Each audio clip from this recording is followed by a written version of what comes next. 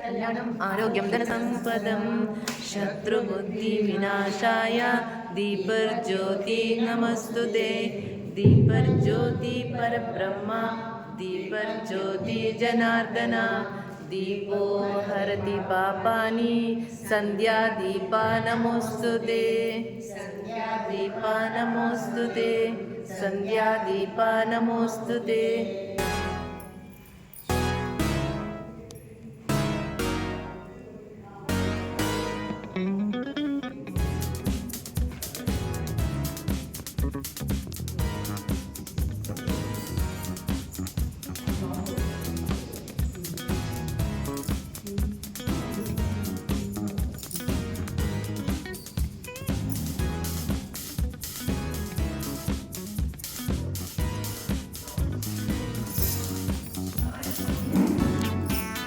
ಹರೇ ಶ್ರೀನಿವಾಸ. ಶ್ರೀಮದ್ ಭಾಗವತ ಸಪ್ತಾಹ ಇದು ಮಂಗಳೂರಿನ ಮಂಗಳಾದೇವಿಯ ಮಲ್ಲಿಕೃಪಾದಲ್ಲಿ ದಿವಾಣ್ ಕೇಶವ್ ಭಟ್ಟರು ನಡೆಸಿಕೊಡುವಂತಹ ತಾರೀಖ್ 7ರಂದು ಪ್ರಾರಂಭವಾದ ಈ ಭಗವತ್ ಸಪ್ತಾಹದಲ್ಲಿ ನೀವು ಕೂಡ ಭಾಗವಹಿಸಿ ಈ ಒಂದು ಪುರುಷೋತ್ತಮ ಮಾಸದಲ್ಲಿ ಈ ಪುಣ್ಯದ ಕಾರ್ಯದಲ್ಲಿ ಶ್ರವಣ ಮಾಡುವ ಮುಖಾಂತರ ನೀವು ಕೂಡ ಭಾಗವಹಿಸಿ ಅಂತ ಹೇಳ್ತಾ ಹರಿ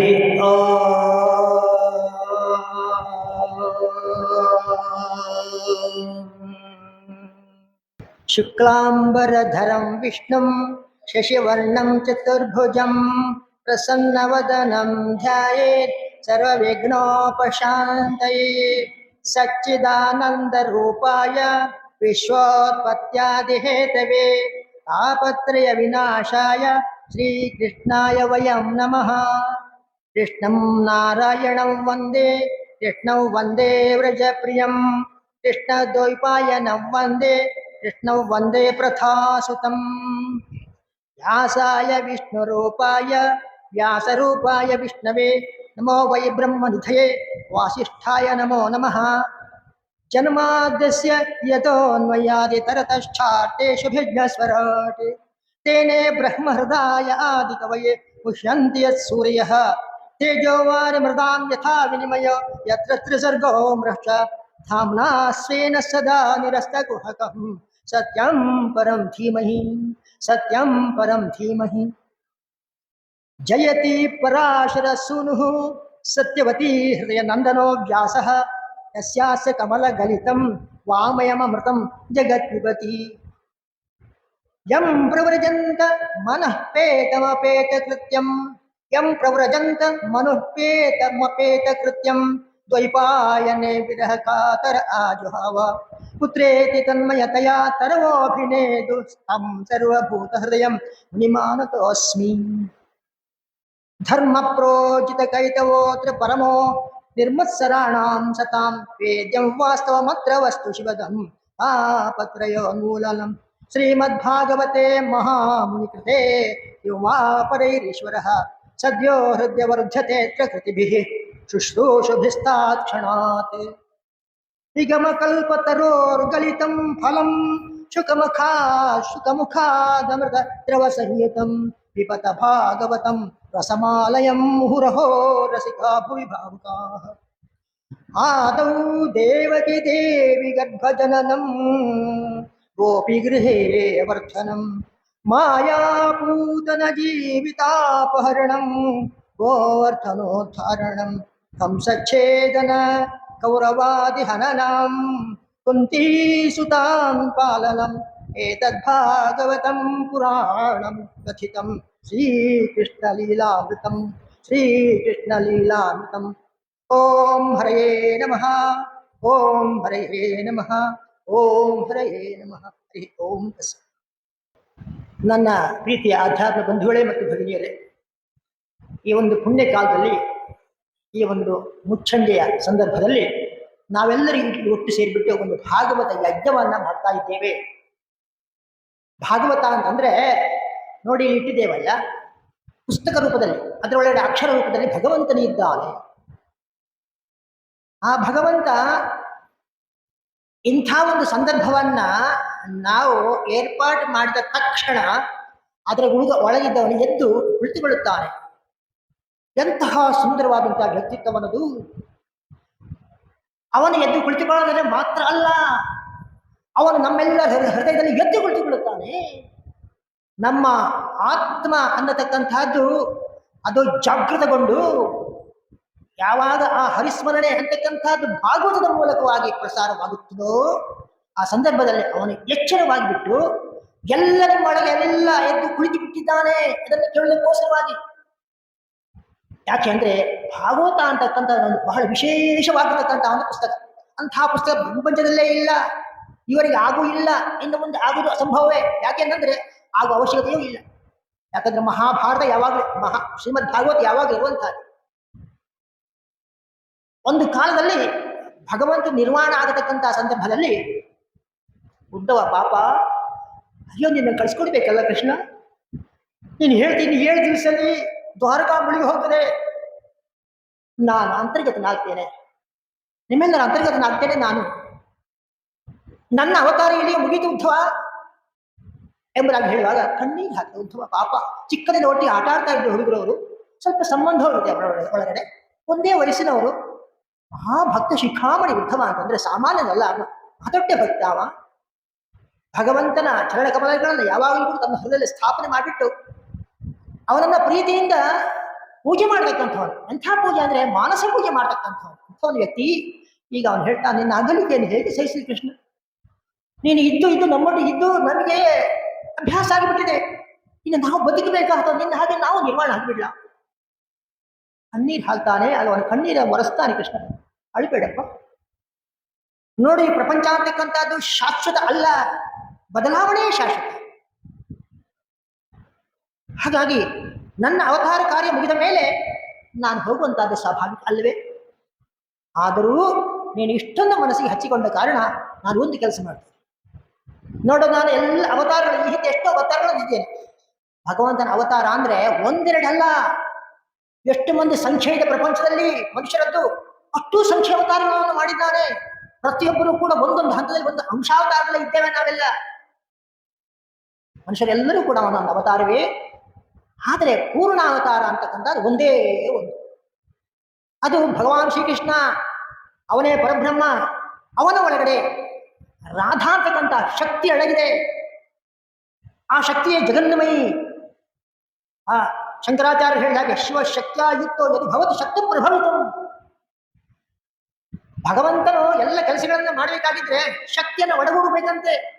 ಶಕ್ತಿ ಸುಪ್ತವಾಗಿದ್ರೆ ಅವನು ಸುಪ್ತವಾಗಿ ಇರ್ತಾನೆ, ಅವನು ಏನು ಕೆಲಸವನ್ನು ಮಾಡಲಾರ. ಹಾಗೆಂದ್ರೆ ಶಕ್ತಿ ವಿರಹಿತ ಅಲ್ಲವ, ಶಕ್ತಿ ಸಹಿತವೇ. ಅವನು ಶಾಂತವಾಗಿ ಏನು ಕೆಲಸ ಮಾಡದೆ ಇದ್ದಾನೆ ಅಂತಂದ್ರೆ ಅರ್ಥ ಏನು? ಅವನ ಒಳಗಿರ್ತಕ್ಕಂಥ ರಾಧಾದೇವಿ ಆಕೆ ಅವಳು ಕೂಡ ಸುಪ್ತವಾಗಿದ್ದಾಳೆ ಅಂತ ಅರ್ಥ. ಅದು ಯಾವ ಕಾಲ ಅಂದ್ರೆ ತ್ರಿಗುಣಗಳೆಲ್ಲ ಸಮಾನವಾಗಿರುವಾಗ, ಪ್ರಳಯ ಕಾಲ, ದಿನಪ್ರಳಯ, ಮಹಾಪ್ರಳಯ ಅಂತ ಇದೆ.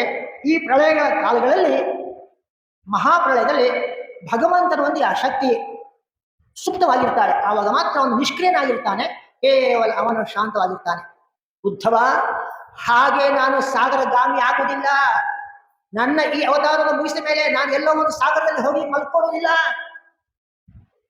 ಅಲ್ಲಿ ಹೋಗಿ ಶೇಷಶಾಹಿಯಾಗಿರುವುದಿಲ್ಲ, ವೈಕುಂಠಕ್ಕೆ ಹೋಗುವುದಿಲ್ಲ, ಇನ್ನು ಎಲ್ಲೆಲ್ಲಿಗೂ ಹೋಗುವುದಿಲ್ಲ. ನಿನಗೋಸ್ಕರವಾಗಿ, ನಿಮ್ಮಂತ ಭಕ್ತರಿಗೋಸ್ಕರವಾಗಿ, ನಿಮ್ಮ ಉದ್ಧಾರಕ್ಕಾಗಿ, ನಿಮ್ಮ ಮನಸ್ಸನ್ನ ಪರಿಶುದ್ಧವನ್ನಾಗಿ ಮಾಡಿ ನನ್ನ ಮೇಲೆ ಭಕ್ತಿ ಹೆಚ್ಚುವುದಕ್ಕೆ ಬೇಕಾಗಿ, ನನ್ನ ಮೇಲೆ ಶ್ರದ್ಧೆ ವಿಶ್ವಾಸ ಹೆಚ್ಚುವುದಕ್ಕೆ ಬೇಕಾಗಿ,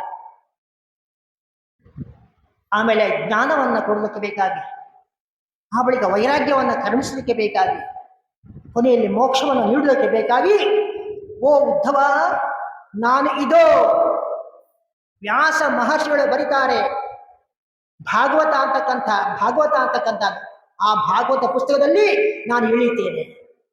ನಾನು ಮತ್ತೆ ಪುನಃ ಅವತಾರ ಮಾಡ್ತಾ ಇದ್ದೇನೆ. ಅರ್ಥ ಏನಿದೆ ಅವತಾರ ಹೆಸರು? ಶ್ರೀಮದ್ ಭಾಗವತಾವತಾರ. ಆ ಶ್ರೀಮದ್ ಭಾಗವತಾವತಾರದಲ್ಲಿ ನಾನು ಸದಾ ಇರ್ತೇನೆ. ಕಲ್ಮಶವನ್ನ ನಾಶ ಮಾಡಿಕೊಡ್ತೇನೆ ನನ್ನ ಭಕ್ತರದ್ದು. ಇಂಥ ಆಶ್ವಾಸನೆ ನೋಡಿ ಆಗ ಅವನಿಗೆ ಸ್ವಲ್ಪ ಸಮಾಧಾನವಾಯಿತು. ಪಾಪ ಸಮಾಧಾನವಾಯಿತು.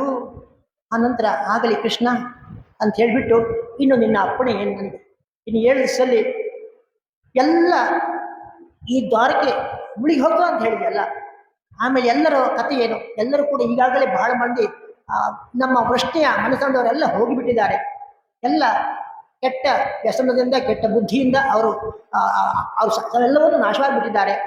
ಆಗಲಿ ನೀನು ಆ ರೀತಿಯಲ್ಲಿ ಇರ್ತೀಯ ಅಂತ ಆದರೆ ನಿನಗೆ ಧನ್ಯವಾದ, ನನಗೇ ನೀ ಹೇಳಬೇಕು, ನೀ ನನಗೇನು ಮಾಡ್ಬೇಕಂತ ಹೇಳು ಹೇಳುವಾಗ ಅವನು ಹೇಳ್ತಾನೆ, ನೀನು ಇನ್ನು ಯಾವ ಕೆಲಸವನ್ನು ಮಾಡಬೇಡ, ನಾನು ಈ ವಿಚಾರವನ್ನು ನಿನಗೆ ಹೇಳುವಾಗ ನನ್ನ ಇನ್ನೊಬ್ಬ ಭಕ್ತ ಮೈತ್ರಿ ಅಂತ ಹೇಳಿದ್ದಾನೆ, ಒಬ್ಬ ಋಷಿ ಇದ್ದಾನೆ, ಅವನಿಗೆ ಭಾಗವತವನ್ನೆಲ್ಲವನ್ನ ಹೇಳಿದ್ದುಂಟು.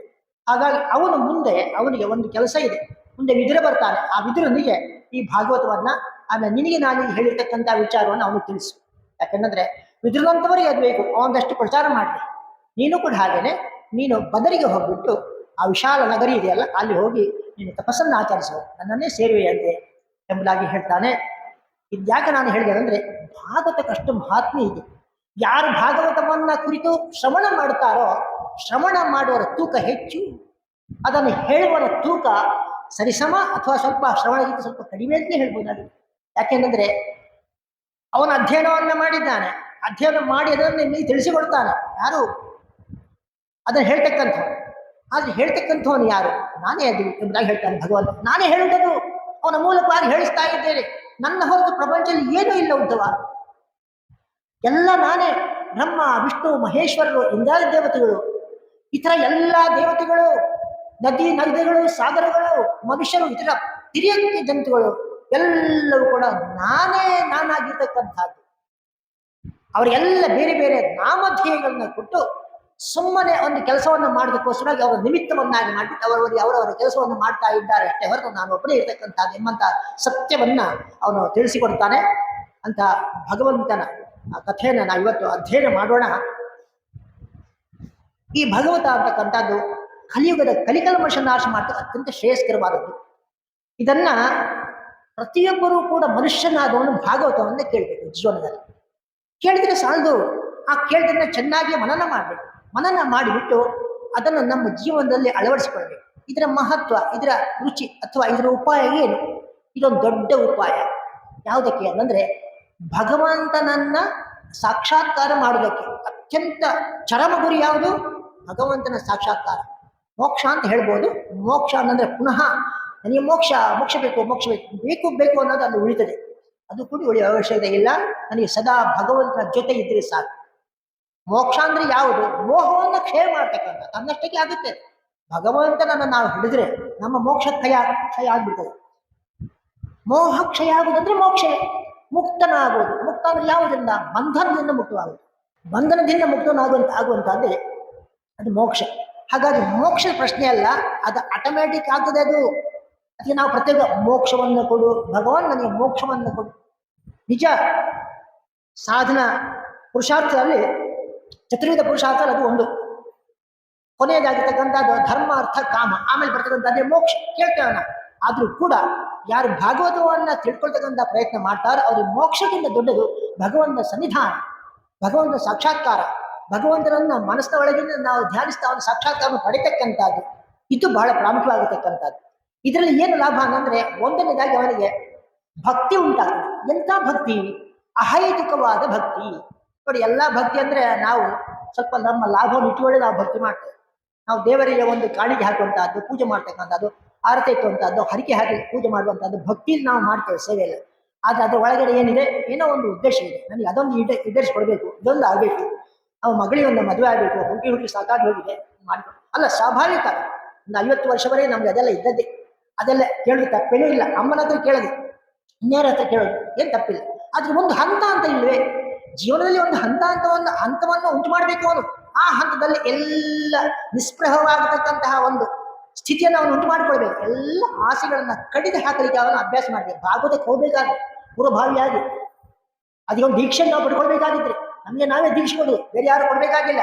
ಆ ದೀಕ್ಷೆ ಹೇಗಿರ್ಬೇಕು ಅಂತಂದ್ರೆ, ನನಗೆ ಇನ್ನು ಯಾವ ಆಸೆಯೂ ಇಲ್ಲ, ನಾನು ಇನ್ನು ಏನನ್ನು ನಿನ್ನ ಹತ್ರ ಕೇಳೋದಿಲ್ಲ, ನನಗೆ ಈಗಾಗಲೇ ಕೊಟ್ಟಿದೆಯಲ್ಲ ಅಂತ ಸಾಕಷ್ಟಿದೆ, ನಾನು ಸಂತುಷ್ಟನಾಗಿದ್ದೇನೆ, ಧನ್ಯವಾದ ಸ್ವಾಮಿ, ಇನ್ನು ನನಗೆ ಏನು ಬೇಡ, ನನಗೆ ಬೇಕಾದ ಏನು ಗೊತ್ತಾ? ನಿನ್ನ ಭಕ್ತಿ, ನಿನ್ನ ಜ್ಞಾನ, ನಿನ್ನ ಅನುಗ್ರಹದಿಂದ ನನಗೆ ವೈರಾಗ್ಯ. ಭಕ್ತಿ, ಜ್ಞಾನ, ವೈರಾಗ್ಯ ನೋಡಿ, ಭಕ್ತಿ ಅಂದ್ರೆ ಅಹೈತುಕವಾಗಿರ್ತಕ್ಕಂಥ ಭಕ್ತಿ. ಹೇತು ಅಂದ್ರೆ ಕಾರಣ ಅಂತ ಅರ್ಥ. ಅಹೈತುಕ ಅಂದ್ರೆ ಕಾರಣವೇ ಇಲ್ಲದಿರ್ತಕ್ಕಂಥ ನಿಷ್ಪ್ರಭವಾಗಿರ್ತಕ್ಕಂಥ ಭಕ್ತಿ. ಅಂತ ಭಕ್ತಿ ಮಾತ್ರ ನಮ್ಮ ಮನಸ್ಸನ್ನು ಪರಿಶುದ್ಧಗೊಳಿಸ್ತದೆ. ಯಾವುದೇ ಒಂದು ಕಾರಣ ಇದ್ದುಕೊಂಡು ಭಕ್ತಿಯನ್ನು ನಾವು ಮಾಡಿದ್ರೆ ಅದು ನಮ್ಮ ಮನಸ್ಸನ್ನು ಶುದ್ಧ ಮಾಡುವುದಿಲ್ಲ. ಅದರ ಬದಲಿಗೆ ಅದು ಏನು ಮಾಡ್ತದೆ ಅಂದ್ರೆ ಅದು ನಮಗೆ ಇಷ್ಟಾರ್ಥವನ್ನು ಸಿದ್ಧಿ ಮಾಡಿಕೊಡ್ತದೆ. ಅದಕ್ಕೆ ಅನಿಷ್ಟ ಪುಣ್ಯ ಅಂತ ಹೆಸರು. ಇಷ್ಟ ಪುಣ್ಯ, ಅನಿಷ್ಟ ಪುಣ್ಯ ಅಂತ ಎರಡು ಇದೆ. ಇಷ್ಟ ಪುಣ್ಯ ಅಂತಂದ್ರೆ ನಿಸ್ಪೃಹವಾಗಿರ್ತಕ್ಕಂಥ ಭಕ್ತಿ, ಯಾವ ಆಸೆ ಇಲ್ಲದೆ ಭಗವಂತನ ಒಬ್ಬನೇ ಬೇಕು, ಭಗವಂತನ ಒಬ್ಬನೇ ಸಾಕು ಅಂತಕ್ಕಂಥ ಭಕ್ತಿ ಇದೆಯಲ್ಲ, ಅದು ನಿಸ್ಪೃಹವಾದ ಭಕ್ತಿ, ಅಹೈತುಕವಾಗಿರ್ತಕ್ಕಂಥ ಭಕ್ತಿ. ಅಂತ ಅಹೈತುಕವಾಗಿರ್ತಕ್ಕಂಥ ಭಕ್ತಿ ಮಾತ್ರ ನಮ್ಮ ಮನಸ್ಸನ್ನು ಶುದ್ಧ ಮಾಡ್ತದೆ. ಮನಸ್ಸನ್ನ ಶುದ್ಧ ಮಾಡಿದ ತಕ್ಷಣ ನಮ್ಗೇನು ಲಾಭ ಅಂದರೆ ಜ್ಞಾನ ಇಳಿಲಿಕ್ಕೆ ಶುರುವಾಗ್ತದೆ. ಆ ಮನಸ್ಸು ಶುದ್ಧವಾಗಿರ್ತಕ್ಕಂಥ ಮನಸ್ಸಿನಲ್ಲಿ, ಪರಿಶುದ್ಧವಾದ ಮನಸ್ಸಿನಲ್ಲಿ ಜ್ಞಾನ ಇಳಿಲಿಕ್ಕೆ ಶುರುವಾಗ್ತದೆ. ಆ ಮನಸ್ಸಿನಲ್ಲೆಲ್ಲ ಕಲ್ಮಶ ತುಂಬಿಕೊಂಡಿದ್ರೆ, ಮೋಡ ತುಂಬಿಲಾಗಿ, ಆಕಾಶದಲ್ಲಿ ಮೋಡ ತುಂಬಿಲಾಗಿದ್ರೆ ಅದರಲ್ಲಿ ಜ್ಞಾನ ಬರುವುದಿಲ್ಲ, ಇಳಿಯುವುದಿಲ್ಲ. ಇಳಿದ್ರೂ ಆ ಜ್ಞಾನ ನಮಗೆ ನಮ್ಮ ಉಪಯೋಗಕ್ಕೆ ಬರೋದಿಲ್ಲ. ನಾವು ಓದಿ ಜ್ಞಾನವನ್ನು ಸಂಪಾದನೆ ಮಾಡ್ಬೋದು, ಉಳಿಯಲ್ಲ, ತಲೆಯಲ್ಲಿ ಉಳಿಯಲ್ಲ. ಯಾಕೆ? ಮನಸ್ಸು ಶುದ್ಧ ಇಲ್ಲ, ಏಕಾಗ್ರತೆ ಇಲ್ಲ. ನಾವಿವತ್ತು ಜಪ ತಪ ಪೂಜೆ ಮಾಡ್ತೀವಿ, ಏಕಾಗ್ರತೆ ಇಲ್ಲ. ಯಾಕಿಲ್ಲ ಅಂತಂದ್ರೆ ಮನಸ್ಸು ಶುದ್ಧ ಇಲ್ಲ. ಮನಸ್ಸು ಶುದ್ಧ ಮಾಡ್ಬೇಕಾದ್ರೆ ಏನು ಮಾಡಬೇಕು? ಭಾಗವತವನ್ನ ಓದಬೇಕು ಅಥವಾ ಅದನ್ನು ಶ್ರವಣ ಮಾಡಬೇಕು. ಅದು ಮಾತ್ರ ಮನಸ್ಸು ಶುದ್ಧಿ ಆಗುತ್ತೆ, ಇಲ್ಲ ಆಗಲ್ಲ. ಯಾಕಂದ್ರೆ ಹೋಮ ಧೂಮ ಯಜ್ಞ ಯಾಗಾದಿಗಳು, ತಪಸ್ಸು, ಪೂಜೆ ಪುನಸ್ಕಾರ ಯಾವುದೂ ಸಹ ಭಾಗವದಷ್ಟು ಸುಲಭದಲ್ಲಿ ನಿಮಗೆ ಉಪಕಾರವನ್ನು ಮಾಡೋದಿಲ್ಲ. ನಾವು ಉದ್ಧಾರ ಆಗುದಿಲ್ಲ, ಮೇಲಕ್ಕೆ ಹೋಗುದಿಲ್ಲ. ಅದರಲ್ಲಿ ಬಹಳ ಖರ್ಚು ಮಾಡ್ತೇವೆ. ಗಾಯತ್ರಿ ಹೋಮ ಅದು ಇದು ಅಂದ್ರೆ ಮಾಡ್ತೇವೆ, ಎಲ್ಲ ಖರ್ಚು ಮಾಡ್ತೇವೆ ಅಷ್ಟೇ. ಯಾರು ಅದನ್ನ ಬಹಳ ಶ್ರದ್ಧೆಯಿಂದ ಭಕ್ತಿಯಿಂದ ಮಾಡ್ತಾರೆ, ಎಲ್ಲ 1000ಕ್ಕೆ ಒಬ್ಬ ಅದನ್ನಿದ್ರೆ ಅವನು ಯಾಗ ಮಾಡಿದ್ರೆ ಆಗ್ಬೋದು. ಆದ್ರೆ ಅದೆಲ್ಲ ಕಷ್ಟ ಸಾಧ್ಯವಾದದ್ದು. ಅದಕ್ಕೋಸ್ಕರ ಹೇಳುವಂತಹದ್ದು, ನಿಮಗೆ ಅದು ಯಾವುದು ಬೇಡ, ಕಲಿಯುವುದಿಲ್ಲ, ಅಗತ್ಯ ಇಲ್ಲ. ಯಜ್ಞ ಯಾಗಾದಿಗಳು, ದೊಡ್ಡ ದೊಡ್ಡ ಪೂಜೆ ಇತ್ಯಾದಿಗಳು ಯಾವುದು ಮಾಡ್ಬೇಕಾಗಿಲ್ಲ. ಯಾಕೆಂದ್ರೆ ಬಹಳ ನಿಧಾನ ಆದ ಫಲ. ಯಾಕಂದ್ರೆ ನಿಮ್ಮದು ನಿಮ್ಮ ಏನು ಅದರ ಕಡೆಗಿಂದ ಲಕ್ಷ್ಯವೇ ಸರಿಯಿಲ್ಲ, ಅದೇ ದೋಷಪೂರಿತವಾಗಿದೆ, ಲಕ್ಷ್ಯ ದೋಷಪೂರಿತವಾಗಿದೆ. ಯಾಕೆ? ಅದ್ರಲ್ಲಿ ಕಲ್ಮಶ ಇದೆ. ಆ ಕಲ್ಮಶವನ್ನು ಮೊದಲು ತೆಗೀರಿ. ಆವಾಗ ನೀವು ಬರೀ ಒಂದು ನಾರಾಯಣ ನಾರಾಯಣ ಅನ್ನೋದು, ಕೃಷ್ಣ ಕೃಷ್ಣ ಅಂತಂದು ಸಾಕು. ಚಿಕ್ಕದಾಗಿದ್ದ ಒಂದು ಮಂತ್ರವನ್ನು ತಗೊಳ್ಳಿ, ಕೃಷ್ಣಾಯ ನಮಃ, ಸಾಕು, ಅಷ್ಟೇ ಸಾಕು. ರಾಮ ಶ್ರೀರಾಮ ಅಂತ ಅಂದುಬಿಡಿ, ಸಾಕು, ಅಷ್ಟೇ ಸಾಕು. ಒಂದು ಅದ್ಭುತವಾದ ಮಂತ್ರ ಇದೆ ಭಾಗವತದಿಂದ ಕೊಡ್ತಕ್ಕಂಥದ್ದು. ಅಚ್ಯುತಾಯ ನಮಃ, ಅನಂತಾಯ ನಮಃ, ಗೋವಿಂದಾಯ ನಮಃ. ಇದನ್ನ ಮೂರನ್ನು ಇಟ್ಟುಕೊಳ್ಳಿ. ಈ ಮಂತ್ರ ಪ್ರತಿದಿನ ಹೇಳ್ತಾ ಇರಿ, ಅಭ್ಯಾಸವನ್ನ ಮಾಡಿ, ನಿರಂತರ ಅಭ್ಯಾಸವನ್ನ ಮಾಡಿ. ಯಾಕಂದ್ರೆ 3 ಅಧಿಕಾರಿಗಳು ಯಾರು, ಅದು ಯಾರಿಂದ ಪರಿಣಿತವಾಯಿತು ಅಂದ್ರೆ ನೋಡಿ, ಅಚ್ಯುತಾಯ ನಮಃ ಅಂತಂದ್ರೆ ನಾರದನ ಭಕ್ತಿಯಲ್ಲಿ ನಾರದನು ಅತ್ಯಂತ ಶ್ರೇಷ್ಠವಾಗಿರ್ತಕ್ಕಂಥವನು. ಅಂತಹ ನಾರದನೇ ಅದರ ಅಧಿಕಾರಿ, ಅವನೇ ಅದರ ದೇವತೆ. ಯಾವುದದ್ದು? ಭಕ್ತಿಯನ್ನು. ನಾರದನ ಅನುಗ್ರಹ ಆಗ್ತದೆ. ನೀವು ಅಚ್ಯುತಾಯ ನಮಃ ಅನ್ನುವ ಯಾವ ತಪ್ಪನ್ನು ನೀವು ಮಾಡಿದ್ರೆ ಚ್ಯುತಿ ಮಾಡುವವನೇ, ಚ್ಯುತಿ ಮಾಡದೇ ಇರತಕ್ಕಂಥವನು ಅಚ್ಯುತನಾಗ್ತಾನೆ. ಅಂತಹ ಅಚ್ಯುತ ಸ್ಥಿತಿ ನಿಮಗೆ ಬರ್ತದೆ. ಆ ಸ್ಥಿತಿ ಬಂದಾಗ ಭಕ್ತಿ ಬರ್ತದೆ. ಭಕ್ತಿ ಬರಬೇಕಾಗಿದ್ರೆ ನಮ್ಮ ಮನಸ್ಸು ಶುದ್ಧ ಆಗಬೇಕು, ಮನಸ್ಸು ತೊಳಿಬೇಕು. ಹಾಗಾಗಿ ಭಕ್ತಿ ಬರ್ತದೆ. ಅದು ನಾರದನ ಆ ಕೆಲಸವನ್ನು ಮಾಡ್ತಾನೆ. ನೀವು ಹೇಳಿದ್ರೆ ಸಾಕು, ಕೃಷ್ಣಾಯ ನಮಃ ಅಥವಾ ಏನಾದ್ರು ದೇವರ ಹೆಸರು ಹೇಳಿದ್ರೆ ಸಾಕು. ಹಾಗೇನೆ ಅನಂತಾಯ ನಮಃ. ಅನಂತ ಅಂದ್ರೆ ಜ್ಞಾನದ ಅಧಿಕಾರಿ, ಜ್ಞಾನದ ದೇವತೆ. ಯಾರು ಅಂದ್ರೆ ವ್ಯಾಸ ಮಹರ್ಷಿಗಳೇ ಅಧಿದೇವತೆ ಜ್ಞಾನದ್ದು. ಹಾಗಾಗಿ ಪರಿಶುದ್ಧವಾಗಿರ್ತಕ್ಕಂತಹ ಮನಸ್ಸಿನಲ್ಲಿ ಭಕ್ತಿ ನಿಂತಿತು. ಆ ಭಕ್ತಿಯಿಂದ ಭಗವಂತನ ಕರೀತಾ ಇದ್ದರೆ ಆವಾಗ ನಿಮಗೆ ತನ್ನಷ್ಟಕ್ಕೆ ಜ್ಞಾನ ಉದಯವಾಗಲಿ ಶುರುವಾಗ್ತದೆ. ಮನಸ್ಸು ಶುದ್ಧವಾಗಿರ್ತದೆ, ಆ ಮನಸ್ಸಲ್ಲಿ ಉದಯ ಆಗಲಿ ಶುರುವಾಗ್ತದೆ. ಅದು ಜ್ಞಾನ. ಕಾರಣ ಯಾರು? ಆ ಅಧಿದೇವತೆ ಆಗಿರ್ತಕ್ಕಂಥ ವ್ಯಾಸ ಮಹರ್ಷಿ. ಆಗ ವ್ಯಾಸ ವಿಷ್ಣು ರೂಪಾಯ ವ್ಯಾಸ ಅಂತೇಳಿ ನಾವು ಅವನನ್ನ ಸ್ತುತಿ ಮಾಡ್ತಾ ಇದ್ದೇವಲ್ಲ, ಅಂಥ ವ್ಯಾಸ ಅಂದ್ರೆ ಕೊನೆಯದಾಗಿರ್ತಕ್ಕಂಥದ್ದು ಅಚ್ಯುತಾಯನ, ಅನಂತಾಯನ, ಗೋವಿಂದಾಯನ. ಗೋವಿಂದ ಅಂತಕ್ಕಂಥವನೇ ವೈರಾಗ್ಯವನ್ನ ಕೊಡ್ತಕ್ಕಂಥವ್ರು. ನಮ್ಮ ಜೀವನದಲ್ಲಿ ನಮಗೆ ಸಂಸಾರ ಬಂಧನವನ್ನ ಕಳಚಿ ಅದನ್ನ ತುಂಡರಿಸಿ ನಮ್ಮನ್ನ ನಿಸ್ಪೃಹವಾಗಿರ್ತಕ್ಕಂಥ ಜೀವನಕ್ಕೆ ನಮ್ಮನ್ನು ಲಗತ್ತಿಸಿ ಆಮೇಲೆ ನಮ್ಮನ್ನು ಮುಂದಕ್ಕೆ ಒಯ್ಯುವವನು. ನಮಗೆ ವೈರಾಗ್ಯವನ್ನ ಕೊಟ್ಟು, ವೈರಾಗ್ಯ ಅಂದ್ರೆ ಏನು? ಸನ್ಯಾಸ ಆಗುವಂತಲ್ಲ, ಗಡ್ಡ ಮೀಸಿ ಬಿಡುದು ಅಂತೇಳಿ ಅಲ್ಲ, ಕಾವಿ ಧಾರಣೆ ಮಾಡಿದಂತೂ ಅಲ್ಲ. ಅರ್ಥ ಏನು ಅಂದ್ರೆ ಇಂದ್ರಿಯಗಳ ಮೇಲೆ ಹಿಡಿದು ಬಂದಿದೆ, ನಮ್ಗೆ ಯಾವುದ್ರ ಆಸೆ ಇಲ್ಲ, ನಾಲಿಗೆ ಮೂಲಕವಾಗಿ ಆಸೆ ಇಲ್ಲ, ಅದು ತಿನ್ಬೇಕು ಇದು ತಿನ್ಬೇಕು ಅದು ಇಲ್ಲ. ಕಿವಿಯಲ್ಲೇ ಯಾವ್ದು ಒಳ್ಳೆಯದನ್ನು ಮಾತ್ರ ಕೇಳಬೇಕು, ಬೇಡದಲ್ಲಿ ಯಾವ್ದು ಕೇಳಲಿಕ್ಕೆ ಇಷ್ಟೇ ಪಡೋದಿಲ್ಲ. ಸುಮ್ಮನೆ ಮಾತನಾಡುವವರಿದ್ದಾರೆ, ಹರಟುವವರಿದ್ದಾರಲ್ಲ, ಗಾಸಿಪ್, ಅವ್ರ ಕಡೆ ನಮ್ಮ ಕಿವಿಯೇ ಹಾಕುದಿಲ್ಲ, ಅಲ್ಲಿ ನಮ್ಮೆಲ್ಲ ನಾವು ಹೋಗಿ ಜಾರಿ ಬಿಡ್ತೇವೆ, ಯಾಕೆ ನಮ್ಗೆ ಇಂಟ್ರೆಸ್ಟ್ ಇಲ್ಲ. ಸೊ ಆಗ ಪ್ರಾಪಂಚಿಕವಾಗತಕ್ಕಂತಹದ್ದು ಯಾವ್ಯಾವ ವಿಚಾರಗಳಿವೆ ಪಂಚೇಂದ್ರಿಯಗಳ ಮೂಲಕ, ಪಂಚ ಜ್ಞಾನೇಂದ್ರಿಯಗಳ ಮೂಲಕ ಬರ್ತದ, ಅದು ಯಾವುದ್ರ ಮೇಲೆ ನಮಗೆ ಇಷ್ಟ ಕಡಿಮೆ ಆಗಿದೆ ಅಂತ ಅರ್ಥ ಆಯ್ತು ಅಂತ ಆದ್ರೆ ಅದರ ಅರ್ಥ ಏನು ಅಂದ್ರೆ ವೈರಾಗ್ಯವನ್ನು ನಾವು ಪಡ್ಕೊಳ್ತಾ ಇದ್ದೇವೆ. ಹಾಗಾಗಿ ಈ 3 ಸ್ಥಿತಿಯನ್ನು ಕರುಣಿಸ್ತಕ್ಕಂಥವನು ಭಗವಂತ. ಈ ಎಲ್ಲ ವಿಚಾರಗಳನ್ನ ನಾವು ಪ್ರಾರಂಭದಲ್ಲಿ ನಾವು ನೋಡ್ತಾ ಇದ್ದೇವೆ. ಭಾಗವತ ಅಂತಕ್ಕಂಥದ್ದನ್ನ ಆ ಕಾಂತಾ ಸಂಹಿತೆ ಅಂತ ಹೇಳ್ತಾರೆ. ಸಂಹಿತೆ ಅಂತಂದ್ರೆ ಬೋಧೆ ಮಾಡ್ತಕ್ಕಂಥ ಒಂದು ಶೈಲಿ ಅಂತ ಹೇಳ್ತಾರೆ. ಸುಮಾರು ವೇದ ಸಂಹಿತೆ ಅಂತ ಇದೆ. ವೇದ ಅಂದ್ರೆ ಆಜ್ಞಾಧಾರಕ, ಆಜ್ಞೆಯನ್ನು ಕೊಟ್ಟಕ್ಕಂಥ ವೇದ ಸಂಹಿತೆ ಅಂತ ಹೇಳ್ತಾರೆ. ಆಮೇಲೆ ಪುರಾಣ ಸಂಹಿತೆ, ಪುರಾಣದಲ್ಲಿ ಮಕ್ಕಳಿಗೆ ಕಥೆ ಹೇಳಿದಾಗೆ ಕಥೆ ಹೇಳ್ತಾ ಹೋಗ್ತದೆ, ಅದು ಪುರಾಣ ಸಂಹಿತೆ ಅಂತ ಹೇಳ್ತಾರೆ. ಹಾಗೇನೆ ಶಿಶು ಸಂಹಿತೆ ಅಂತ ಇದೆ, ಚಿಕ್ಕ ಚಿಕ್ಕ ಕಥೆಗಳನ್ನೆಲ್ಲ ಮಕ್ಕಳಿಗೆ ಹೇಳ್ತಾ ಇರತಕ್ಕಂಥದ್ದು ಶಿಶು ಸಂಹಿತೆ. ಆನಂತರ ಬ್ರಹ್ಮ ಸಂಹಿತೆ ಅಂತ ಇದೆ. ಬ್ರಹ್ಮ ಸಂಹಿತೆ ಅಂದ್ರೆ ಬ್ರಹ್ಮನನ್ನ ಕುರಿತು ಹೇಳ್ತಕ್ಕಂಥದ್ದು, ಅದು ಭಾಗವತವೂ ಹೌದು, ಬ್ರಹ್ಮ ಸಂಹಿತೆ ಹೌದು.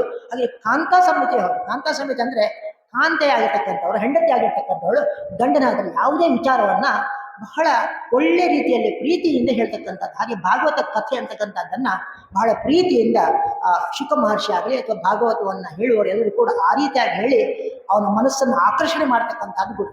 ಭಾಗವತವನ್ನು ಯಾರು ಕೇಳ್ತಾರೆ, ಅದನ್ನ ಅಭ್ಯಾಸ ಮಾಡ್ತಾರೋ ತನ್ನಷ್ಟಕ್ಕೆ ಅವರಿಗೆ ಆಕರ್ಷಣವಾಗತಕ್ಕಂಥ ಒಂದು ಶಕ್ತಿ ಬರ್ತದೆ, ಭಗವಂತನ ಕೊಡ್ತಾನೆ. ಭಗವಂತನ ಮಹಾ ಆಕರ್ಷಕ ವ್ಯಕ್ತಿ ಅವ. ಹಾಗೆಯೇ ಶುಕ ಮಹರ್ಷಿಯಾಗಿ ಮಹಾ ಆಕರ್ಷಕ ವ್ಯಕ್ತಿ. ಭಾಗವತ ಹೇಗೆ ಇಳಿದು ಬಂತು? ಶ್ರೀಮನ್ನಾರಾಯಣ ಮೊದಲಿಗೆ ಬ್ರಹ್ಮನಿಗೆ ತೋರಿಸಿದ 4 ಶ್ಲೋಕಗಳ ಮೂಲಕವಾಗಿ ಬ್ರಹ್ಮನಿಗೆ ಅದನ್ನು ಹೇಳಿದ ಭಾಗವತವನ್ನ. ಆಮೇಲೆ ಅದೇ ಭಾಗವತ ಬ್ರಹ್ಮ ತನ್ನ ಮಗನಾಗಿರ್ತಕ್ಕಂಥ ನಾರದನಿಗೆ ಹೇಳಿದ. ನಾರದ ಅದನ್ನ ವ್ಯಾಸ ಮಹರ್ಷಿ ಹೇಳ್ತಾನೆ. ವ್ಯಾಸ ಮಹರ್ಷಿ ಒಂದು ಸಲ ಬಹಳ ಚಿತ್ತರಾಗಿರ್ತಾರೆ. ಯಾಕೆಂದ್ರೆ ನಾನು ಇಷ್ಟೆಲ್ಲ ಪುರಾಣಾದಿಗಳನ್ನ ವೇದಗಳನ್ನು ವಿಭಾಗಿಸಿದೆ, ಪುರಾಣಗಳನ್ನೆಲ್ಲ ಬರದೆ, ಅಗ್ನಿ ಪುರಾಣ, ವಾಯು ಪುರಾಣ, ಗಣೇಶ ಪುರಾಣ, ಬಹಳಷ್ಟು ಪುರಾಣಗಳನ್ನು ಬರೆದಿದ್ದೇನೆ, ಬಹಳಷ್ಟು ದೇವತೆಗಳ ವಿಚಾರವಾಗಿ ಬರೆದಿದ್ದೇನೆ. ಎಲ್ಲಕ್ಕಿಂತ ಹೆಚ್ಚಾಗಿ 1 ಲಕ್ಷಕ್ಕೂ ಮೀರಿರ್ತಕ್ಕಂತಹ ಶ್ಲೋಕಗಳನ್ನು ಮೀರಿರ್ತಕ್ಕಂತಹ ಶ್ರೀಮದ್ ಮಹಾಭಾರತವನ್ನು ರಚನೆ ಮಾಡಿದ್ದೇನೆ. ಸತ್ಯ, ನ್ಯಾಯ ಅಂದ್ರೆ ಏನು, ಧರ್ಮ ಅಂದ್ರೆ ಏನು, ರಾಜ್ಯಭಾರ ಮಾಡೋದಂದ್ರೆ ಏನು, ಇಕನಾಮಿಕ್ಸ್, ಅರ್ಥಶಾಸ್ತ್ರ, ಎಲ್ಲ ಶಾಸ್ತ್ರಗಳು ಅದರಲ್ಲಿದೆ.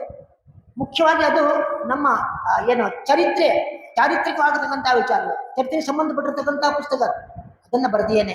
ಎಲ್ಲ ಬರೆದಿದ್ದೇನೆ. ನಾನು ಇಷ್ಟೆಲ್ಲ ಬರೆದರೂ ಕೂಡ ನನಗೆ ಯಾಕೋ ಒಂದು ನೋವು ಮನಸ್ಸಿನಲ್ಲಿ, ಒಂದು ಸಂತೋಷ ಇಲ್ಲ ನನಗೆ. ಇಷ್ಟು ಮಾಡಿಯೂ ಸಹ, ಇಷ್ಟು ನಾನು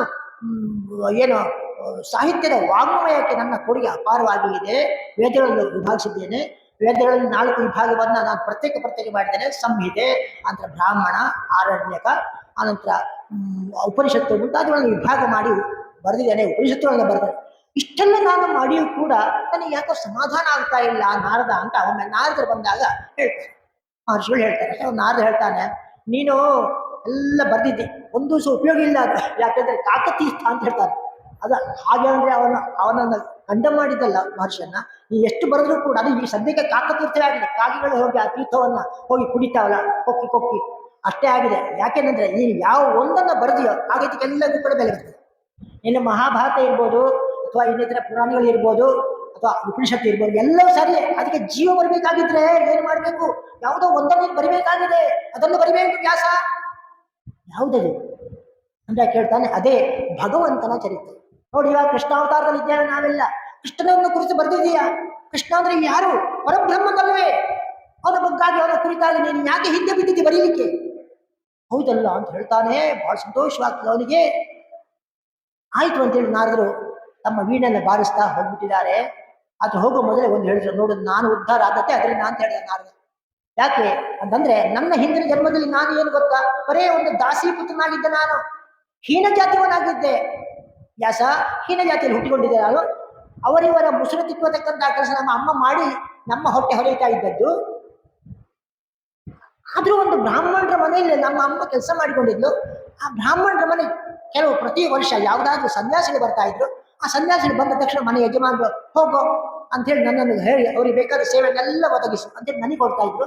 ಒಂದು ಬಾರಿ ಹಾಗೆ ಇಲ್ಲಿಗೆ ಚಾತುರ್ಮಾಸ ಮಾಡೋದಕ್ಕೆ ಬೇಕಾಗಿ ಕೆಲವು ಸಂತರುಗಳು ಬಂದರು. ಆ ಸಂತರುಗಳು ನಾನು ಬಹಳ ಒಳ್ಳೆ ರೀತಿಯಲ್ಲಿ ನೋಡಿಕೊಂಡು ಬಿಟ್ಟೆ. ಅವ್ರ ಕೈಕಾಲಿಗೆ ನೀರು, ಆಮೇಲೆ ಅವರಿಗೆ ಬಾಯಾರಿಕೆಗಳು, ಅವ್ರು ಏನೇನು ಬೇಕೋ ಸ್ನಾನಕ್ಕೆ ವ್ಯವಸ್ಥೆ, ಬಿಸ್ತೀನು ಮಾಡಿಕೊಡ್ತಕ್ಕಂಥ ಎಲ್ಲ ಅವರ ಸೇವೆಯನ್ನು ಮಾಡಿ ಸಂತುಷ್ಟರಾದ್ರು. ಅವರು ಭಜನೆ ಮಾಡಿದ್ರು, ಪ್ರವಚನ ಮಾಡ್ತಾ ಇದ್ರು. ಅದನ್ನು ನಾನು ಕೇಳ್ತಾ ಇದ್ದೆ. ಅರ್ಥ ಆಗದಿದ್ದಾಗ ಅವ್ರ ಹತ್ರ ಕೇಳಿದೆ, ಇದೇನು, ಹಾಗಂದ್ರೆ ಏನು, ಹೀಗಂದ್ರೆ ಏನು ನಾನು ಕೇಳಿದೆ. ನನ್ನ ಆ ಒಂದು ಜಿಜ್ಞಾಸೆಗಳನ್ನು ನಾವು ಅರ್ಥ ಮಾಡಿಕೊಂಡು, ಅವರಿಗೆ ಪರವಾಗಿಲ್ವೇ, ಹುಷಾರಿದ್ದಾನೆ ಅಂತ ಹೇಳಿ ಅವರಿಗೂ ಆಯ್ತೋ ಏನು, ನನ್ನ ಮೇಲೆ ದಿನೇ ದಿನ ಅವರಿಗೆ ಪ್ರೀತಿ ಬಂತು. ಕಡೆಗೆ ಅವರು ಚಾತುರ್ಮಾಸ ಮುಗಿದು ಹೋಗ್ತೇನೆ ಅನ್ನುವಾಗ, ಪ್ರಭುಗಳೇ ನನ್ನನ್ನು ಬಿಟ್ಟು ಹೋಗ್ತೀರಾ? ನಾನು ನಿಮ್ಮ ಜೊತೆಯಲ್ಲಿ ಬರ್ತೇನೆ.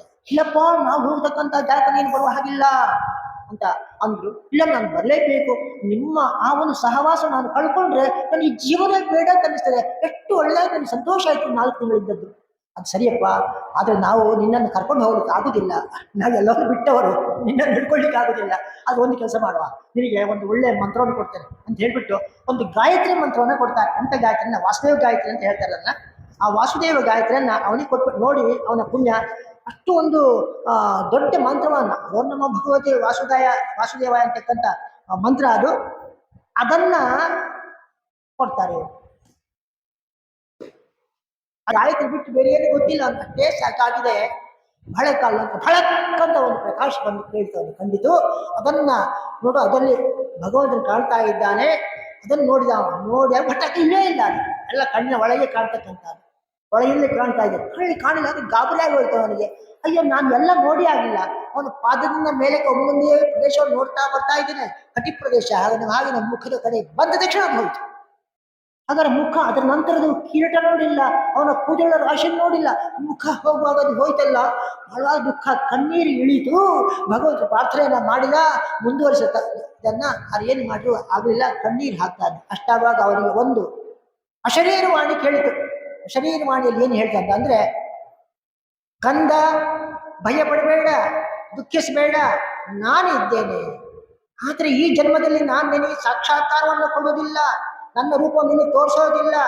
ಮುಂದಿನ ಕಲ್ಪದಲ್ಲಿ ಮಹಾಪ್ರಳಯದ ನಂತರ ನೀನು ನನ್ನನ್ನು ನೋಡುವೆಯಂತೆ, ನನ್ನ ಪಾರ್ಷದನಾಗುವೆಯಂತೆ. ಪಾರ್ಷದ ಅಂದ್ರೆ ಅವನ ಸೇವಕ, ಪಾರ್ಷದನಾಗುವೆಯಂತೆ. ಅಲ್ಲಿವರೆಗೆ ನೀನು ತಟಸ್ಥವಾಗಿ ನಿಸ್ಪೃಹವಾಗಿರ್ತಕ್ಕಂಥ ಜೀವನವನ್ನ ಮಾಡುತ್ತಾ ಸಾಧು ಸಂತರಂತೆ ಇದ್ದು ಜೀವನವನ್ನು ಕಳೆ ಎಂಬುದಾಗಿ ಬಂತು. ಸ್ವಲ್ಪ ಸಮಾಧಾನವಾಯಿತು. ಆಗಲಿ, ಭಗವಂತನೇ ಹೇಳಿದ್ದಾನಲ್ಲ ಅಂತೇಳಿ ಸಂತೋಷವಾಯಿತು. ಹಾಗೆ ಅವನ ಜೀವನ ಕಳೆದ. ಆಮೇಲೆ ಮತ್ತೆ ಪ್ರಳಯ ಆಯಿತು, ಮಹಾಪ್ರಳಯ ಆಯಿತು. ಮಹಾಪ್ರಳಯ ಅಂದ್ರೆ 1,000 ಯುಗಗಳ ಚತುರ್ಯುಗ ಅಂತಂದ್ರೆ ಏನು ಕೃತತ್ರೇತ ದ್ವಾಪರ ಕಲಿ, ಈ 4 ಯುಗಗಳು ಒಂದಾದ್ರೆ ಒಂದು ಚತುರ್ಯುಗ ಆಯಿತು. ಅಂಥದ್ದು 1000 ಚತುರ್ಯುಗ ಆಗುವಾಗ ಬ್ರಹ್ಮನಿಗೆ ಒಂದು ಹಗಲಾಗ್ತದೆ. ಆಮೇಲೆ ಅವನು ನಿದ್ದೆ ಮಾಡ್ತಾನೆ ರಾತ್ರಿ ಇಡೀ, ಅದು 1,000 ಚಕ್ರ ಅದು. ಹಾಗೆ ಅದು ಮಹಾಯುಗ. ಇನ್ನೊಂದು ಮಹಾಯುಗ ನಿದ್ರೆ. ಆ ಕಾಲದಲ್ಲಿ ನಾನು ಬ್ರಹ್ಮನ ಉದರ ಒಳಗೆ ಹೋದೆ, ಭಗವಾನ್ ವಿಷ್ಣುವಿನ ಉದರ ಒಳಗೆ ಹೋದ, ಆ ಉದರದ ಒಳಗೆ ನಾನು ಇದ್ದೆ, ಸಂತೋಷವಾಗಿದ್ದೆ ಅಂತಾನೆ. ಆಮೇಲೆ ಯಾವುದೋ ಒಂದು ಕಾಲದಲ್ಲಿ ಈ ಬ್ರಹ್ಮನ ಮನಸ್ಸಿನಿಂದ ನಾನು ಹೊರಗೆ ಬಂದಿದ್ದೇನೆ. ಹಾಗೆ ಬರುವಾಗ ನನಗೆ ಬಹಳ ಸಂತೋಷವಾಗಿದೆ. ನನ್ನನ್ನು ನಾರದ ಅಂತ ಕರೀತಾರೆ. ನನಗೆ ಆ ಭಗವಂತನ ಸಾಕ್ಷಾತ್ಕಾರವಾಯಿತು. ಭಗವಂತನ ಒಳಗಿರ್ತಕ್ಕಂಥ ಯಾವ ರಾಧಾದೇವಿ, ರಾಧಿಕಾದೇವಿ ನನ್ನ ಕಣ್ಣಿಗೆ ಕಾಣಿಸ್ಕೊಂಡು, ಮಗನೇ ಇದೋ ಒಂದು ಮಹತಿ ಅಂತಕ್ಕಂಥ ವೀಣೆ, ಈ ವೀಣೆಯನ್ನು ತೆಕ್ಕೊಂಡು ಯಾವಾಗಲೂ ಕೂಡ ಭಗವಂತನ ನಾಮಸ್ಮರಣೆಯಲ್ಲಿ ಇರು, ಭಗವಂತನ ಕೈಂಕರ್ಯವನ್ನು ಯಾವಾಗಲೂ ಮಾಡುತ್ತಾ ಇರು, ಅವನ ಸೇವೆಯನ್ನು ಯಾವಾಗಲೂ ಮಾಡುವಂತಹದ್ದು ನಿನ್ನದ್ದು ಉದ್ಯೋಗವೇ ಹಾಗೆ. ಇನ್ನು ಮುಂದೆ ಭಗವಂತನ ಸೇವೆಯನ್ನು ಮಾಡಿ ಹೇಗೆ ಅವನ ಆ ಒಂದು ಏನು ಸಹಕಾರ ಅವನಿಗೆ ಕೊಡ್ತಾ ಇರಬೇಕು, ಅವನ ಅವತಾರಗಳಲ್ಲಿ ನೀನು ಸಹಕಾರವನ್ನು ಕೊಡ್ತಾ ಅವನ ಸೇವಕನಾಗಿರ್ಬೇಕು, ನೀನು ಅವನ ಪಾರ್ಷದ ಎಂಬುದಾಗಿ ಅವನು ಹೇಳ್ತಾಳೆ. ಆಗ ಅವನು ಬಹಳ ಸಂತೋಷವಾಗುತ್ತೆ. ವ್ಯಾಸ, ಇದು ನನ್ನ ಕಥೆ ಅಂದ್ರೆ ಆ ಭಾಗವತಕ್ಕೆ ಎಷ್ಟು ಮಹತ್ವ ಇದೆ ಅಂತಕ್ಕಂಥ ನೀನು ಕೇಳಿದೆಯಲ್ಲ. ಹಾಗಾಗಿ ನೀನು ಈಗೇನು ಮಾಡಬೇಕು, ಭಗವಂತನ ಕಥೆಯನ್ನು ಬರೆ. ಭಗವಂತನ ಕಥೆಯನ್ನು ಬರೆದ ನಂತರ ಅದನ್ನ 18,000 ಶ್ಲೋಕಗಳಾಯಿತು ಭಾಗವತದಲ್ಲಿ. ಇದು ಭಾಗವತ, ಇದು 1ನೇ ಭಾಗ, ಇದು ಇನ್ನೊಂದು ಭಾಗ ಇದೆ, ಇಷ್ಟೇ ದೊಡ್ಡದು. 18,000 ಶ್ಲೋಕಗಳು ಕೂಡಿರ್ತಕ್ಕಂಥ ಭಾಗವತವನ್ನ ವ್ಯಾಸ ಮಹರ್ಷಿಗಳು ಬರೆದು ಬಿಟ್ಟು ಸಂತೃಪ್ತಿ ಆಯ್ತಂತೆ. ಈಗ ಸಂತೋಷವಾಯ್ತಂತೆ, ಆನಂದವಾಯ್ತಂತೆ. ಯಾಕೆ ಆನಂದ ಅಂದ್ರೆ, ತನ್ನ ಮಗ ಹುಟ್ಟಿದ್ದ, ಅವನು ಹೇಗೆ ಹುಟ್ಟಿದವ, ಅಶುಕ ಅಂತ ಅವನ ಹೆಸರು, ಹೇಗೆ ಹುಟ್ಟಿದವ ಅಂತಂದ್ರೆ ಬಹಳ ವಿಚಿತ್ರವಾಗುತ್ತದಂತ ಹುಡುಗ. ಒಂದು ಬಾರಿ ಶಿವ ತನ್ನ ಕಾಂತಿಯನ್ನು ಕರೆದಿದ್ದಾನೆ, ಪಾರ್ವತಿ ಈ ಕಡೆ ಬಾ, ನೀನು ಮೊನ್ನೆ ಹೇಳಿದ ಇಲ್ಲ ನನ್ನ ಹತ್ರ, ನನಗೆ ಇಡೀ ಈ ಸೃಷ್ಟಿಸ್ಥಿತಿ ಲಯಾದಿಗಳನ್ನು ಮಾಡ್ತಕ್ಕಂಥ ಅವನೊಬ್ಬ ಭಗವಂತನಿದ್ದಾನೆ, ಅವನ ಕಥೆಯನ್ನು ಹೇಳಬೇಕು ಅಂತ ನೀನು ಹೇಳ್ತೀಯಲ್ಲ, ಹಾಗಾಗಿ ನೀನು ಅವನ ಕಥೆಯನ್ನು ಹೇಳ್ತೇನೆ ಅಂತೇಳಿ ಕರ್ಕೊಂಡು ಹೋದ. ಆನಂತರ ಒಂದು ಒಳ್ಳೆಯ ಕೊಠಡಿಗೆ ಹೋದ, ಪರಿಶುದ್ಧವಾಗಿರ್ತಕ್ಕಂಥ ಕೊಠಡಿ. ಆಮೇಲೆ ಅವನ ಹೇಳ್ತಾನೆ, ಪಾರ್ವತಿ ಹೋಗು, ಒಳಗೆ ಹೊರಗೆ ಎಲ್ಲಿ ಆದ್ರೂ ಕೂಡ ಯಾವುದಾದ್ರು ಜೀವಿ ಇದೆಯಾ, ಯಾವುದಾದ್ರು ತಿರ್ಯಕ್ಕೆ ಜಂತುವ ಹರಿದಾಡ್ತಕ್ಕಂಥದ್ದ ಸರೀಸೃಪಗಳ, ಮನುಷ್ಯರಂತೂ ಇಲ್ಲಿ ಸಾಧ್ಯವಿಲ್ಲ, ಇನ್ನು ಯಾರಿದ್ದಾರ ಎಂಬುದಾಗಿ ಸೂಕ್ಷ್ಮವಾಗಿ ನಿನ್ನ ಮಾಯಾ ದೃಷ್ಟಿಯನ್ನು ನೋಡಿಕೊಂಡು ಬಂದ ಪ್ರಭು ಯಾರೂ ಇಲ್ಲ, ನಾವೇ ಇಬ್ಬರು ಇಲ್ಲ ಅಂತ ಹೇಳಿ ಒಂದು ಮೊಟ್ಟೆ ಉಂಟಷ್ಟೇ, ಮೊಟ್ಟೆ ಬಿಡಿ ಒಂದು ಗಿಳಿಯ ಏನೋ ತಂದು ಹಾಕಿದ ಮೊಟ್ಟೆಯನ್ನ, ಅದು ಬಿಟ್ಟು ಬೇರೆ ಏನಿಲ್ಲ, ಅದನ್ನು ಲಕ್ಷ್ಯ ಮಾಡಬೇಕಾಗಿಲ್ಲ ಅಂತ. ಸರಿ ಅಂತ ಹೇಳಿ ಶಿವ ಕಥೆ ಹೇಳಿದ. ಏನ್ ಕಥೆ ಹೇಳಿದ? ಭಾಗವತವನ್ನೇ ಹೇಳಿದವ, ಇದೇ ಭಾಗವತ. ಅದನ್ನ ಹೇಳಿದ. ಕೊನೆಯಲ್ಲಿ ಹೇಳಿ ಆಗುವಾಗ ಕೊನೆಯ ಭಾಗ ಒಂದು 11ನೇಯದ್ದು ಸ್ಕಂದ ಇದೆಯಲ್ಲ, ಕೃಷ್ಣಾವತಾರದ ಮಧ್ಯದ ಭಾಗ ಅದು. ಅದನ್ನು ಹೇಳಿ ಆಗುವಾಗ 11 ಮತ್ತೆ 12 ಬರೀ ತತ್ವಬೋಧೆಗಳೆಲ್ಲ ಮಾಡ್ತಕ್ಕಂಥದ್ದು. ಅದೆಲ್ಲ ಕೆಲವು ಕಥೆಗಳು ಬರ್ತಾವೆ. ಅದನ್ನೆಲ್ಲ ಹೇಳುವಾಗ ಹೇಳಿದೆ ನಿದ್ದೆ ಬಂದಿದೆ. ಪಾರ್ಥದೇವಿ ನಿದ್ದೆ ಬಂದಿದೆ, ಇವಾಗ ಕತೆ ಹೇಳ್ತಾ ಇದ್ದಾನೆ. ಆದ್ರೆ ಅವನಿಗೆ ಗೊತ್ತಾಗಲಿಲ್ಲ. ಯಾಕೆ ಗೊತ್ತಾಗಿಲ್ಲ? ಇನ್ನು ಹೂ ಹೇಳ್ಬೇಕಂತ ಹೇಳ್ತಾನೆ. ಹೂ ಹೂ ಹೂ ಹೂ ಕೇಳ್ತಾ ಇದೆಯಲ್ಲ, ಕತೆ ಹೇಳ್ತಾ ಇದ್ದಾನೆ. 12ನೇ ಸ್ಕಂದವು ಮುಗಿಸಿದ್ದಾನೆ. ಆಗ ನೋಡ್ತಾನೆ, ಇವಳು ನಿದ್ದೆ ಮಾಡಿದ್ದಾಳೆ. ಮತ್ತೆ ಹೂಂಕಾರ ಹೇಗೆ ಬಂತು? ಆಶ್ಚರ್ಯ ಆಯ್ತು ಅವನಿಗೆ. ಹೊರಗೆ ಹೋಗಿ ನೋಡ್ತಾನೆ. ಆ ನಂತರ ಆ ಎಲ್ಲಿ ಹುಡುಗರು ಏನಾದ್ರು ಇದೆಯಾ ಅಂತ ಮತ್ತೆ ನೋಡ, ಅವಳ ಹತ್ತಿರವೇ ಒಂದು ಹಕ್ಕಿ ಕೂತಿತ್ತು. ಅದು ಯಾವ ಹಕ್ಕಿ ಅಂದ್ರೆ ಗಿಳಿ ಹಕ್ಕಿ.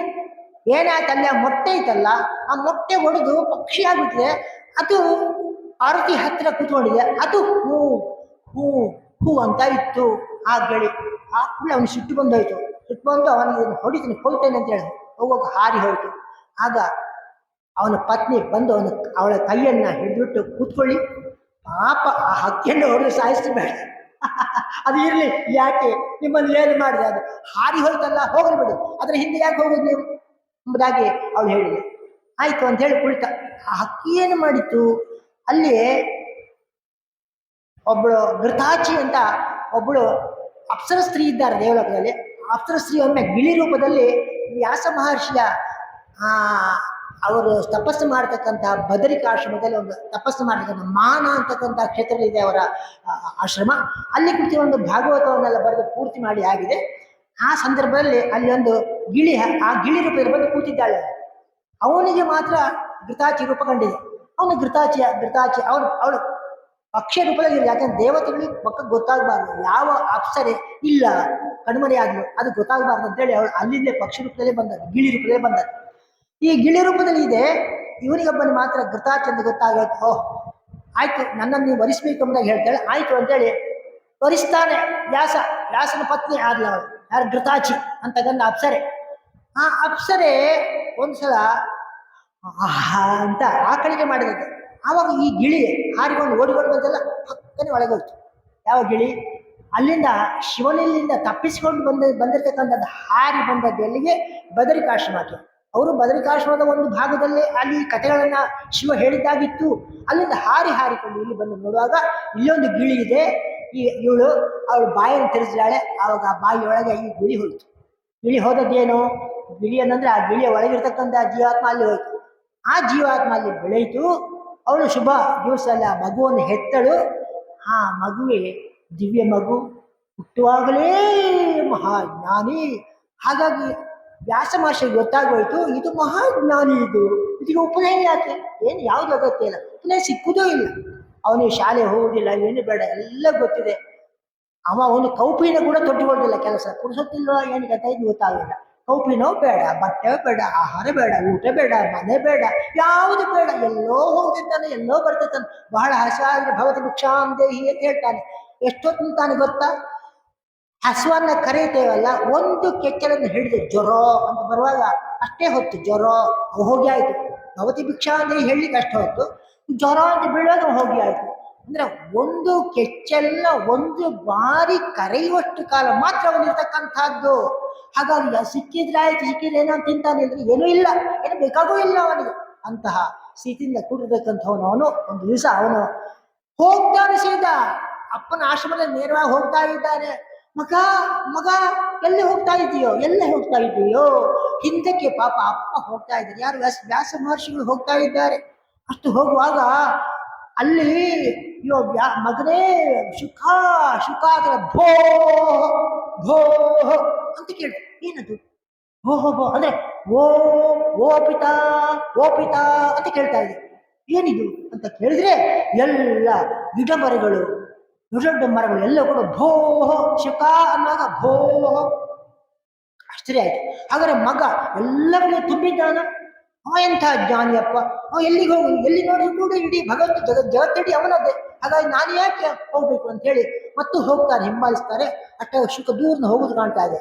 ಅಲ್ಲಿ ಹೋಗುವಾಗ ಅಲ್ಲೇ ಒಂದು ದೊಡ್ಡ ಕೊಳ ಇತ್ತು. ಆ ಕೊಳದಲ್ಲಿ ದೇವರ ದೇವತೆಗಳ ಅಪ್ಸರಸ್ಯರೆಲ್ಲ ಬಂದಲ್ಲಿ ಸ್ನಾನ ಮಾಡ್ತಾ ಇದ್ದಾರೆ. ಮೈಯೆಲ್ಲ ಬಟ್ಟೆಯೆಲ್ಲ ಬಿಚ್ಚಿ ಹಾಕಿ ಸ್ನಾನ ಮಾಡ್ತಾ ಇದ್ದಾರೆ ಅವುಗಳು. ಹಾಗೆ ಅಲ್ಲಿ ಹೋಗುವಾಗ ಶುಕ ಹೋಗ್ತಾ ಇದ್ದಾನೆ.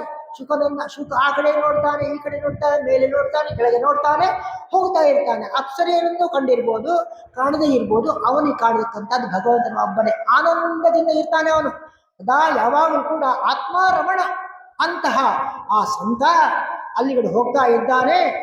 ಈ ಇವರು ಆರಾಮದಲ್ಲಿ ಸ್ನಾನ ಮಾಡ್ತಾ ಇದ್ದಾರೆ. ಒಬ್ರಿಗೊಬ್ಬರು ನೀರನ್ನು ಹೊಡ್ಕೊಂಡು ಆಟ ಆಡೋದೇನು, ಕ್ರೀಡೆ ಮಾಡೋದು ಏನು, ಈ ಅಕ್ಷರ ಸ್ತ್ರೀಯರುಗಳು ಒಬ್ಬರಿಂದ ಒಬ್ರು ಚಂದ.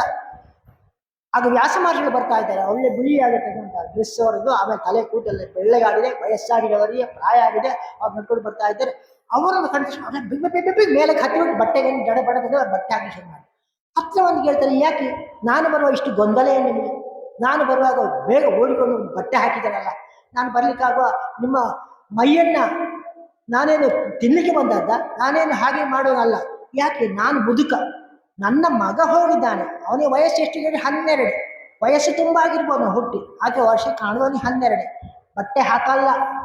ಇವತ್ತು ಲಂಗೋಟಿ ಇತ್ತ ಇಲ್ಲ ನಂಗೆ ಡೌಟು, ಅದು ಇಂಟನ್ನ ನಾನು ನಂಬೋದಿಲ್ಲ. ಅಂಥವ್ನು ಹೋಗಿದ್ದ. ನನಗಿಂತ ಎಳೆಯ ವಯಸ್ಸಿನವ, 12 ವರ್ಷ ಅಷ್ಟೇ ಅವನು. ನನಗೆ ವರ್ಷ ಬಹಳ ಆಗಿದೆ. ಮುದುಕ, ನನ್ನ ಮುದುಕನ ನೋಡಿ ಇಷ್ಟು ನೀವು ಹೆದರಿದ್ದೀರಲ್ಲ, ಅವನನ್ನೇ ಹೆದರಿಕೆ ಆಗಲಿಲ್ಲ ನಿಮಗೆ? ಆಗ ಅವ್ರು ಬಂದು ಹೇಳಿ ನಮಸ್ಕಾರ ಮಾಡಿದ್ರು. ತಪ್ಪು ತಿಳ್ಕೊಳ್ಬಾರ್ದು, ನಾವು ಎಷ್ಟಾದ್ರೂ ಸ್ತ್ರೀಯರಲ್ಲ, ನಮಗೆ ನಾಚಿಗೆ ಇಲ್ಲ. ನಿಮಗೆ ನೀವು ಬಂದಾಗ ನಾವು ಬಟ್ಟೆ ಹಾಕಿದ್ದು ಯಾಕೆ ಗೊತ್ತಾ? ಯಾಕೆಂದ್ರೆ ನಿಮಗೆ ಸ್ತ್ರೀಯರು ಯಾರು, ಪುರುಷರು ಯಾರು, ಮಕ್ಕಳು ಯಾರು, ಅಜ್ಜ ಯಾರು, ಮಕ್ಕಳು ಯಾರು ಎಲ್ಲ ಗೊತ್ತಾಗ್ತದಲ್ಲ. ಈ ವ್ಯತ್ಯಾಸ ಎಲ್ಲ ಗೊತ್ತಾಗ್ತಲ್ಲ. ಅವ್ರಿಗೆ ಎಂಥದ್ದು ಗೊತ್ತಾಗುದಿಲ್ಲ. ಅವ್ರು ಬಂದ್ರೆಷ್ಟು ಹೋದ್ರೆಷ್ಟು ಏನೂ ಇಲ್ಲ, ಏನು ವ್ಯವಸ್ಥೆ.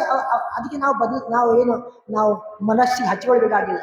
ಅದು ನಿಮ್ಮಂಥವರು ದೊಡ್ಡ ಮನುಷ್ಯರು ಬರುವಾಗ ನಾವು ಹಾಗೆಲ್ಲ ಇರುವುದ? ಹಾಗಾಗಿ ನಾವು ಬಟ್ಟೆಯನ್ನು ಹಾಕೊಂಡು ಗೌರವಪೂರ್ವಕವಾಗಿ ನಾವು ಬಟ್ಟೆಯನ್ನು ಹಾಕೊಂಡು ನಿಮಗೆ ನಮಸ್ಕಾರ ಮಾಡಲೇ ಬಂದಿದ್ದೇವೆ, ಆಶೀರ್ವದಿಸಿ ಅಂತ ಹೇಳಿ ನಮಸ್ಕಾರ ಮಾಡಿದ್ರು.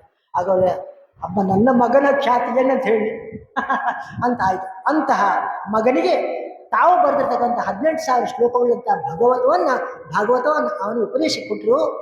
ಅವನು ತಯಾರಾಗಿ ಬಂದಿದ್ದಾನೆ, ಯಾವುದಕ್ಕೂ ಬರುವನಲ್ಲ. ಅವ ರಮಾರಮಣನಾಗಿ ತಿರುಗಾಡ್ತಾ ಇರ್ತಕ್ಕಂಥ ಹೇಗೆ ಬಂದ ಅಂತ ಕೇಳಿದ್ರೆ, ಅವನೊಂದು ಸಲ ಅಲ್ಲಿಯೇ ಒಂದು ಸಮಿತಿಗಳನ್ನು ಹೇಗಿಕೊಳ್ಳಲಿಕ್ಕೆ ಬೇಕಾಗಿ ಸಮಿತಿಗಳನ್ನ ವ್ಯಾಸ ಮಹರ್ಷಿಗಳ ಉಪಯೋಗಕ್ಕೆ ಬೇಕಾಗಿ ಅವರ ಶಿಷ್ಯಂದಿಗಳು ಕಲೆಕ್ಟ್ ಮಾಡಲಿಕ್ಕೆ ಬಂದಾಗ ಅಲ್ಲಿ ಹೋಗ್ತಾ ಇದ್ದ.